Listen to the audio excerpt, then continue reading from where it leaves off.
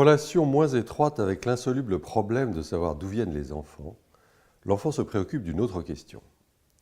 Quels sont l'essence et le contenu de cet état que l'on appelle être marié? Il y répond différemment selon la conjonction de perceptions fortuites fournies par les parents et de celle de ses propres pulsions qui sont encore marquées de plaisir. Mais ce qui est commun à toutes ces réponses, c'est que l'enfant se promet de l'état d'être marié une satisfaction de plaisir et suppose qu'il n'y ait plus question d'avoir honte. La conception que j'ai rencontrée le plus souvent veut qu'on urine l'un devant l'autre. Une variante résonne comme si elle voulait apporter sur un mode symbolique plus de savoir. L'homme urine dans le pot de la femme. D'autres fois, le sens du mariage réside en ceci, on se montre mutuellement son derrière sans avoir honte.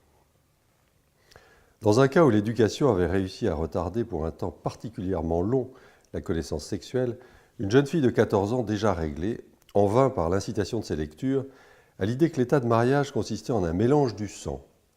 Et comme sa propre sœur n'avait pas encore ses règles, cette jeune concupiscente entreprit un attentat sur une amie en visite qui avait confié qu'elle avait ses règles pour la contraindre à ce mélange de sang. Les opinions infantiles sur la nature du mariage, qui sont souvent retenues par la mémoire consciente, ont une grande importance pour la symptomatologie d'une affection névrotique ultérieure. Elles se donnent d'abord une expression dans les jeux des enfants, dans lesquels on fait ensemble ce qui constitue l'état d'être marié. Et plus tard, le désir d'être marié peut prendre la forme d'expression infantile pour apparaître dans une phobie tout d'abord non reconnaissable ou dans un symptôme correspondant.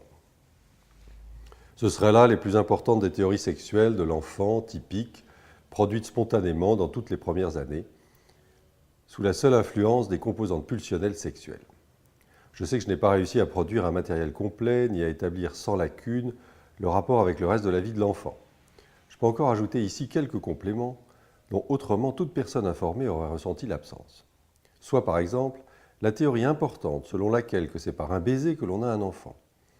Théorie qui trahit avec évidence la prédominance de la bouche comme zone érogène.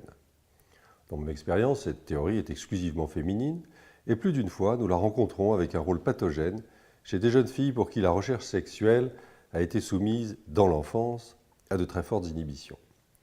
Une de mes patientes est parvenue par une perception fortuite à la théorie de la couvade, qui, comme on sait, est une coutume en vigueur chez plus d'un peuple et qui vise vraisemblablement à combattre le doute jamais entièrement surmontable concernant la paternité.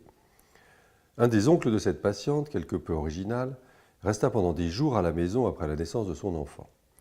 Il recevait les visiteurs en robe de chambre, d'où elle conclut que les deux parents avaient pris part à la naissance et devaient s'aliter. Les informations des années de prépuberté provoquent un nouvel élan dans la recherche sexuelle des enfants. Mais les théories que les enfants créent alors n'ont plus la marque typique et originaire qui caractérise les théories primaires de la première enfance, au temps où les composantes sexuelles infantiles pouvaient, sans connaître d'inhibition et sans subir de transformation, trouver leur expression dans les théories.